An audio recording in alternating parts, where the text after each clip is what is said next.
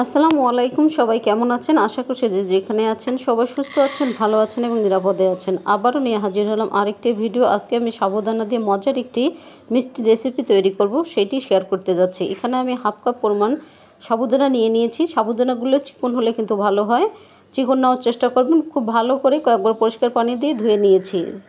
দেখুন, ধুয়ে নেওয়ার পরে আমি এখানে আবারও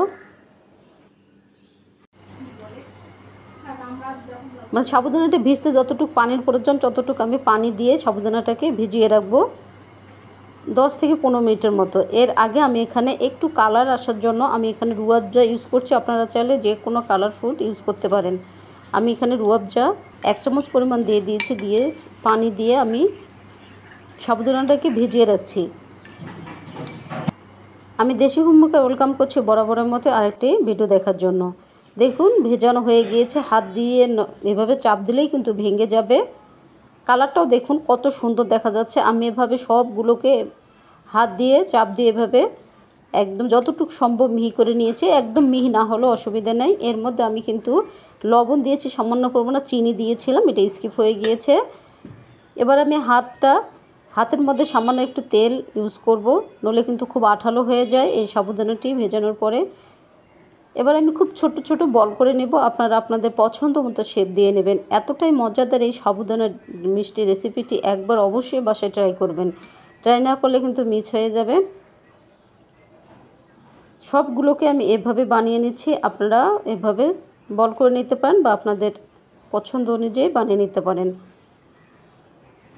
ভিডিও শুরুতে ছোট্ট একটা রিকোয়েস্ট করে নিচ্ছি, যারা এখনও একটা লাইক দিতে ভুলে গিয়েছেন প্লিজ একটি করে লাইক করে দিবেন, আর শেয়ার করতে ভুলে যাবেন না প্রিয় মানুষদের মাঝেও। আর অবশ্যই আপনাদের মতামত কমেন্ট বক্সে জানিয়ে দেবেন। আর যারা নতুন এসেছেন প্লিজ একটি করে সাবস্ক্রাইব করে দিয়ে দেশি হোমমেকার আমার চ্যানেলের পরিবারের একজন সদস্য হওয়ার অনুরোধ করছি। এভাবে সবগুলোকে আমি দেখুন ছোট ছোট করে বল করে নিয়েছি। এবার চুলায় চলে যাব। চুলায় একটা ফ্রাই প্যান বসিয়ে দিয়েছি। আগে থেকে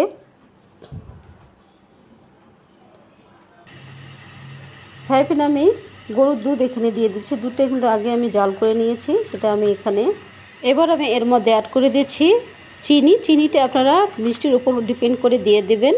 চিনির পরিবর্তে আপনি কনডেন্স মিল্কও ইউজ করতে পারেন।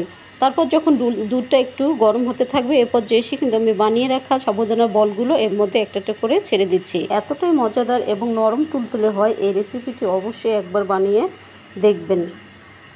আরও একটু স্বাদ বাড়ানোর জন্য আমি এখানে অ্যাড করে দিচ্ছি গুঁড়া দুধ। অবশ্যই গুঁড়া দুধটাও দেওয়ার চেষ্টা করবেন।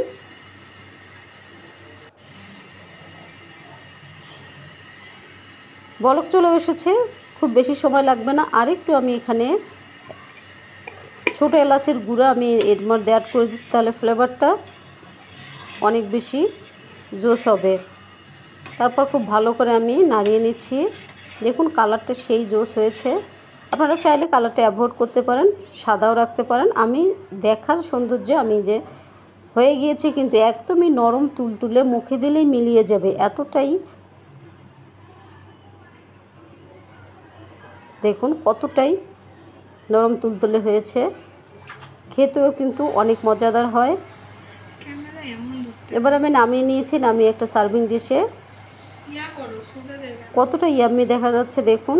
সবাই কিন্তু অনেক পছন্দ করবে এই সাবুদানার মিষ্টি রেসিপিটি। অবশ্যই একবার হলেও বাসায় ট্রাই করবেন।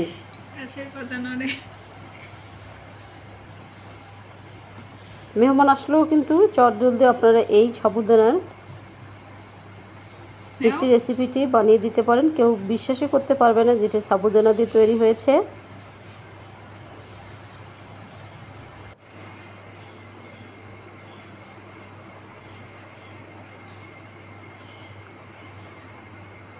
আজ এখানে শেষ করব, সে পর্যন্ত আপনাদের সুস্থতা কামনা করছি। আপনারা অবশ্যই সবাই সুস্থ থাকবেন, ভালো থাকবেন, নিরাপদে থাকবেন। দেশি হোমমেকার আমার চ্যানেলের সাথেই থাকবেন। যারা শুরু থেকে শেষ পর্যন্ত আমার এই ভিডিও দেখেছেন তাদেরকে আমি জানাচ্ছি অসংখ্য অসংখ্য ধন্যবাদ। আল্লাহ হাফেজ।